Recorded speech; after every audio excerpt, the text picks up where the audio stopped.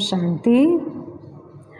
आज 12 सितंबर 2021 के महावाक्य हैं। अव्यक्त मुरली रिवाइज कोर्स 19/3/1988। बाबा की अव्यक्त मुरली का सार है याद में रमणीकता लाने की युक्तियाँ। बाबा ने कहा आज विधाता वरदाता बाप दादा अपने मास्टर विधाता वरदाता बच्चों को देख रहे हैं। हर एक बच्चा विधाता भी बने हो तो वरदाता भी बने हो। साथ साथ बाप दादा देख रहे थे कि बच्चों का मर्तबा कितना महान है, इस संगम युग के ब्राह्मण जीवन का कितना महत्व है। विधाता वरदाता के साथ साथ विधि विधाता भी आप ब्राह्मण हो। आपकी हर विधि सतयुग में कैसे परिवर्तित होती है वह पहले सुनाया है। इस समय के हर कर्म की विधि भविष्य में चलती ही है, लेकिन द्वापर के बाद भी भक्ति मार्ग में इस समय के श्रेष्ठ कर्मों की विधि भक्ति मार्ग की विधि बन जाती है। तो पूज्य रूप में भी इस समय की विधि जीवन के श्रेष्ठ विधान के रूप में चलती है और पुजारी मार्ग अर्थात भक्ति मार्ग में भी आपकी हर विधि नीति व रीति में चलती आती है। तो विधाता वरदाता और विधि विधाता भी हो। आपके मूल सिद्धांत सिद्धि प्राप्त होने के साधन बन जाते हैं। जैसे मूल सिद्धांत बाप एक है, धर्म आत्माएं महान आत्माएं अनेक हैं, लेकिन परम आत्मा एक है। इसी मूल सिद्धांत द्वारा आधा कल्प आप श्रेष्ठ आत्माओं को एक बाप के द्वारा प्राप्त हुआ वर्षा सिद्धि के रूप में प्राप्त होता है। प्रालब्ध मिलना अर्थात सिद्धि स्वरूप बनना, क्योंकि बाप एक है, बाकी महान आत्माएं व धर्म आत्माएं हैं, बाप नहीं हैं, भाई भाई हैं। वर्षा बाप से मिलता है, भाई से नहीं मिलता। तो इस मूल सिद्धांत द्वारा आधा कल्प आपको सिद्धि प्राप्त होती है और भक्ति में भी गॉड इज वन। यही सिद्धांत सिद्धि प्राप्त करने का आधार बनता है। भक्ति का आदि आधार भी एक बाप के शिवलिंग रूप से आरंभ होता है, जिसको कहा जाता है अव्यभिचारी भक्ति। तो भक्ति मार्ग में भी इसी एक सिद्धांत द्वारा ही सिद्धि प्राप्त होती है कि बाप एक है। ऐसे जो भी आपके मूल सिद्धांत हैं, उस एक एक सिद्धांत द्वारा सिद्धि प्राप्त होती रहती है। जैसे इस जीवन का मूल सिद्धांत पवित्रता है। इस पवित्रता के सिद्धांत द्वारा आप आत्माओं को भविष्य में सिद्धि स्वरूप के रूप में लाइट का ताज सदा ही प्राप्त है, जिसका यादगार रूप डबल ताज दिखाते हैं। और भक्ति में भी जब भी यथार्थ और दिल से भक्ति करेंगे तो पवित्रता के सिद्धांत को मूल आधार समझेंगे और समझते हैं कि सिवाय पवित्रता के भक्ति की सिद्धि प्राप्त नहीं हो सकती है। चाहे अल्पकाल के लिए जितना समय भक्ति करते हैं उतना समय ही पवित्रता को अपनाएं, लेकिन पवित्रता ही सिद्धि का साधन है। इस सिद्धांत को अपनाते अवश्य हैं। इसी प्रकार हरेक ज्ञान का सिद्धांत वह धारणा का मूल सिद्धांत बुद्धि से सोचो कि हर एक सिद्धांत सिद्धि का साधन कैसे बनते हैं, ये मनन करने का काम दे रहे हैं। जैसे दृष्टांत सुनाया इसी प्रकार से सोचना। तो आप विधि विधाता भी बनते हो, सिद्धिदाता भी बनते हो। इसलिए आज तक भी जिन भक्तों को जो सिद्धि चाहती है वो भिन्न भिन्न देवताओं द्वारा भिन्न भिन्न सिद्धि प्राप्त करने के लिए उन्हीं देवताओं की पूजा करते हैं। तो सिद्धिदाता बाप द्वारा आप भी सिद्धिदाता बनते हो, ऐसा अपने को समझते हो ना। जिनको स्वयं सर्व सिद्धियाँ प्राप्त हैं वही औरों को भी सिद्धि प्राप्त कराने के निमित्त बन सकते हैं।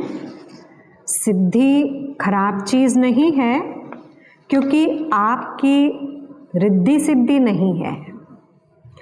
रिद्धि सिद्धि जो होती है वह अल्पकाल के लिए प्रभावशाली होती है, लेकिन आपकी यथार्थ विधि द्वारा सिद्धि है। ईश्वरीय विधि द्वारा जो सिद्धि प्राप्त होती है वह सिद्धि भी ईश्वरीय सिद्धि है। जैसे ईश्वर अविनाशी है तो ईश्वरीय विधि और सिद्धि भी अविनाशी हैं। रिद्धि सिद्धि दिखाने वाले स्वयं भी अल्पज्ञ आत्मा हैं, उन्हों की सिद्धि भी अल्पकाल की है। लेकिन आपकी सिद्धि सिद्धांत की विधि द्वारा सिद्धि है, इसलिए आधा कल्प स्वयं सिद्धि स्वरूप बनते हो और आधा कल्प आपके सिद्धांत द्वारा भक्त आत्माएं यथाशक्ति तथा फल की प्राप्ति व सिद्धि की प्राप्ति करते आते हैं। क्योंकि भक्ति की शक्ति भी समय प्रमाण कम होती जाती है। सतो प्रधान भक्ति की शक्ति भक्त आत्माओं को सिद्धि की अनुभूति आजकल के भक्तों से ज़्यादा कराती है। इस समय की भक्ति तमो प्रधान भक्त होने के कारण ना यथार्थ सिद्धांत रहा है ना सिद्धि रही है। तो इतना नशा रहता है कि हम कौन हैं। सदा इस श्रेष्ठ स्वमान के स्थिति के सीट पर सेट रहते हो। कितनी ऊंची सीट है। जब इस स्थिति की सीट पर सेट रहते हो तो बार बार अपसेट नहीं होंगे। ये पोजीशन है ना, कितना बड़ा पोजीशन है। विधि विधान सिद्धिदाता। तो जब इस पोजीशन में स्थित होंगे तो माया ओपोजिशन नहीं करेगी, सदा ही सेफ रहेंगे। अपसेट होने का कारण ही यह है कि अपनी श्रेष्ठ स्थिति की सीट से साधारण स्थिति में आ जाते हैं। याद में रहना व सेवा करना एक साधारण दिनचर्या बन जाती है। लेकिन याद में भी बैठते हो तो अपने कोई ना कोई श्रेष्ठ स्वमान की सीट पर बैठो। सिर्फ ऐसे नहीं कि याद के स्थान पर, चाहे योग के कमरे में, चाहे बाबा के कमरे में बेड से उठ कर के बैठ गए व सारे दिन में जा कर के बैठ गए। लेकिन जैसे शरीर को योग्य स्थान देते हो वैसे पहले बुद्धि को स्थिति का आसन दो। पहले ये चेक करो कि बुद्धि को स्थान ठीक दिया। तो ईश्वरीय नशा सीट से स्वतः ही आता है। आजकल भी कुर्सी का नशा कहते हैं ना। आपका तो श्रेष्ठ स्थिति का आसन है। कभी मास्टर बीज रूप की स्थिति के आसन पर सीट पर सेट हों, कभी अव्यक्त फरिश्ते की सीट पर सेट हों। कभी विश्व कल्याणकारी स्थिति की सीट पर सेट हों। ऐसे हर रोज़ भिन्न भिन्न स्थिति के आसन पर व सीट पर सेट होकर बैठो। अगर किसी को भी सीट सेट नहीं होती है तो हलचल करते हैं ना, कभी ऐसा करेंगे कभी वैसा करेंगे, तो यह बुद्धि भी हलचल में तब आती है जब सीट पर सेट नहीं होते। जानते तो सब हैं कि हम यह हैं।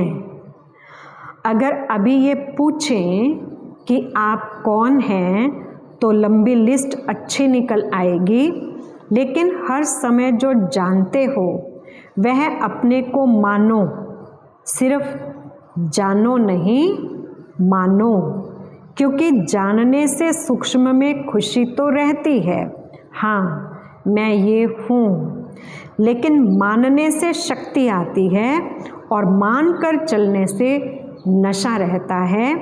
जैसे कोई भी पोजीशन वाले जब सीट पर सेट होते हैं तो खुशी होगी लेकिन शक्ति नहीं होगी। तो जानते हो लेकिन मान कर चलो और बार बार अपने से पूछो, चेक करो कि सीट पर सेट हूँ या साधारण स्थिति में नीचे आ गया। जो औरों को सिद्धि देने वाले हैं वे स्वयं हर संकल्प में, हर कर्म में सिद्धि स्वरूप अवश्य होंगे, दाता होंगे। सिद्धि दाता कभी यह सोच भी नहीं सकते कि जितना पुरुषार्थ करते हैं व मेहनत करते हैं इतनी सिद्धि दिखाई नहीं देती है, व जितना याद में अभ्यास करते हैं उतनी सिद्धि नहीं अनुभव होती है। इससे सिद्ध है कि सीट पर सेट होने की विधि यथार्थ नहीं है, रमणीक ज्ञान है। रमणीक अनुभव स्वतः ही सुस्ती को भगा देता है। ये तो कई कहते हैं वैसे नींद नहीं आएगी, लेकिन योग में नींद अवश्य आएगी। ये क्यों होता है? ऐसी बात नहीं कि थकावट है, लेकिन रमणीक रीति से और नेचुरल रूप से बुद्धि को सीट पर सेट नहीं करते हो तो सिर्फ एक रूप से नहीं लेकिन वैरायटी रूप से सेट करो। वही चीज़ अगर वैरायटी रूप से परिवर्तन कर यूज़ करते हैं तो दिल खुश होती है। चाहे बढ़िया चीज़ हो, लेकिन अगर एक ही चीज़ बार बार खाते रहो, देखते रहो तो क्या होगा? ऐसे बीज रूप बनो, लेकिन कभी लाइट हाउस के रूप में, कभी माइट हाउस के रूप में, कभी वृक्ष के ऊपर बीज के रूप में, कभी सृष्टि चक्र के ऊपर टॉप पर खड़े होकर सभी को शक्ति दो। जो भिन्न भिन्न टाइटल मिलते हैं वह रोज भिन्न भिन्न टाइटल अनुभव करो।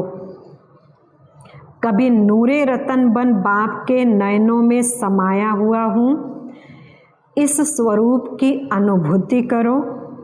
कभी मस्तक मणि बन, कभी तखत नशीन बन, भिन्न भिन्न स्वरूपों का अनुभव करो, वैरायटी करो तो रमणीकता आएगी। बाप दादा रोज मुरली में भिन्न भिन्न टाइटल देते हैं, क्यों देते हैं? उसी सीट पर सेट हो जाओ और सिर्फ बीच बीच में चेक करो। पहले भी सुनाया था कि यह भूल जाते हो। 6 घंटे 8 घंटे बीत जाते हैं, फिर सोचते हो, इसलिए उदास हो जाते हो कि आधा दिन तो चला गया। नेचुरल अभ्यास हो जाए तब ही विधि विधाता व सिद्धिदाता बन विश्व की आत्माओं का कल्याण कर सकेंगे। समझा? अच्छा, आज मधुबन वालों का दिन है। डबल विदेशी अपने समय का चांस दे रहे हैं क्योंकि मधुबन निवासियों को देखकर खुश होते हैं। मधुबन वाले कहते हैं महिमा नहीं करो, महिमा बहुत सुनी है। महिमा सुनते ही महान बन रहे हैं क्योंकि ये महिमा ही ढाल बन जाती है। जैसे युद्ध में सेफ्टी का साधन ढाल होती है ना, तो ये महिमा भी स्मृति दिलाती है कि हम कितने महान हैं। मधुबन सिर्फ मधुबन नहीं है, लेकिन मधुबन है विश्व की स्टेज। मधुबन में रहना अर्थात विश्व की स्टेज पर रहना। तो जो स्टेज पर रहता है वो कितना अटेंशन से रहता है। साधारण रीति से कोई किसी भी स्थान पर रहता है तो इतना अटेंशन नहीं रहता है, लेकिन जब स्टेज पर आएगा तो हर समय हर कर्म पर इतना ही अटेंशन होगा। तो मधुबन विश्व की स्टेज है, चारों ओर की नज़र मधुबन के ऊपर ही है। वैसे भी सबका अटेंशन स्टेज की तरफ जाता है ना, तो मधुबन निवासी सदा विश्व की स्टेज पर स्थित हैं। साथ साथ मधुबन एक विचित्र गुंबज है, और गुंबज जो होते हैं उसका आवाज़ अपने तक आता है, लेकिन मधुबन ऐसा विचित्र गुंबज है जो मधुबन का ज़रा सा आवाज़ विश्व तक चला जाता है। जैसे आजकल के पुराने ज़माने के कई ऐसे स्थान निशानी मात्र हैं जो एक दीवार को अगर ऐसे हाथ लगाएंगे व आवाज़ करेंगे तो 10 दीवारों में वह आवाज़ आएगा और ऐसे ही सुनाई देगा जैसे इस दीवार को कोई हिला रहा है या आवाज़ कर रहा है। तो मधुबन ऐसा विचित्र गुंबज है जो मधुबन का आवाज़ सिर्फ मधुबन तक नहीं रहता, लेकिन चारों ओर फैल जाता है। ऐसे फैलता है जो मधुबन में रहने वालों को पता भी नहीं होगा। लेकिन विचित्रता है ना, इसलिए बाहर पहुंच जाता है। इसलिए ऐसे नहीं समझो कि यहाँ देखा या यहाँ बोला, लेकिन विश्व तक आवाज़ हवा की रफ्तार से पहुंच जाता है, क्योंकि सबकी नज़रों में बुद्धि में सदा मधुबन और मधुबन का बाप दादा ही रहता है। तो जब मधुबन का बाप नज़रों में रहता है तो मधुबन भी आएगा ना। मधुबन का बाबा है तो मधुबन तो आएगा ना। और मधुबन में सिर्फ बाबा तो नहीं है, बच्चे भी हैं। तो मधुबन वासी स्वतः ही सबकी नज़रों में आ जाते हैं। कोई भी ब्राह्मण से पूछो, चाहे कितना भी दूर रहता है, लेकिन क्या याद रहता है? मधुबन और मधुबन का बाबा। तो इतना महत्व है मधुबन वासियों का, समझा? अच्छा, चारों ओर के सर्व सेवा के उमंग उत्साह में रहने वाले, सदा एक बाप के स्नेह में समाये हुए, सदा हर कर्म में श्रेष्ठ विधि द्वारा सिद्धि को अनुभव करने वाले, सदा स्वयं को विश्व के कल्याणकारी अनुभव कर हर संकल्प से, बोल से श्रेष्ठ कल्याण की भावना और श्रेष्ठ कामना से सेवा में बिजी रहने वाले, ऐसे बाप समान सदा अथक सेवाधारी बच्चों को बाप दादा का याद प्यार और नमस्ते। हम रूहानी बच्चों की रूहानी बाप दादा को याद प्यार, गुड मॉर्निंग और नमस्ते जी। पर्सनल मुलाकात। स्वयं को कर्मयोगी श्रेष्ठ आत्मा अनुभव करते हो। कर्मयोगी आत्मा सदा कर्म का प्रत्यक्ष फल स्वतः ही अनुभव करती है। प्रत्यक्ष फल खुशी और शक्ति। तो कर्मयोगी आत्मा अर्थात प्रत्यक्ष फल खुशी और शक्ति अनुभव करने वाली। बाप सदा बच्चों को प्रत्यक्ष फल प्राप्त कराने वाले हैं। अभी अभी कर्म किया, कर्म करते खुशी और शक्ति का अनुभव किया। तो ऐसी कर्मयोगी आत्मा हूँ, इस स्मृति से आगे बढ़ते रहो। बेहद की सेवा करने से बेहद की खुशी का स्वतः ही अनुभव होता है ना। बेहद का बाप बेहद का अधिकारी बनाते हैं। बेहद सेवा का फल बेहद का राज्य भाग्य स्वतः ही प्राप्त होता है।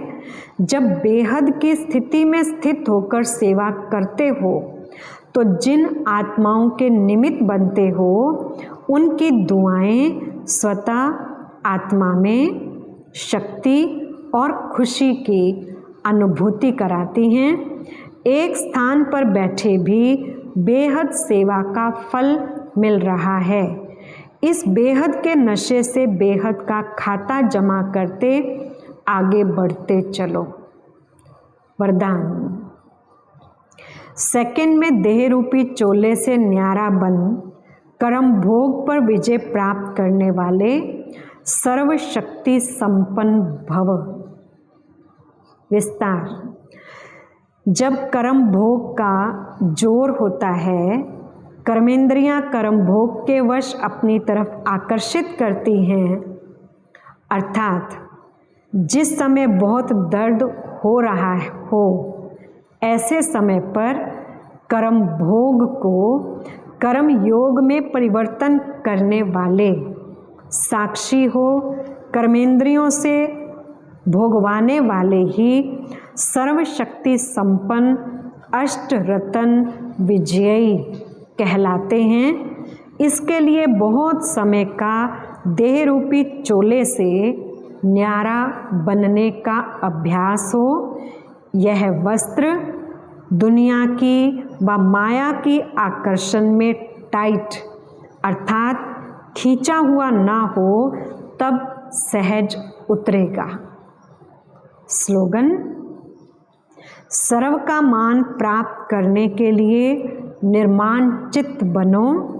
निर्माणता महानता की निशानी है। अच्छा, ओम शांति।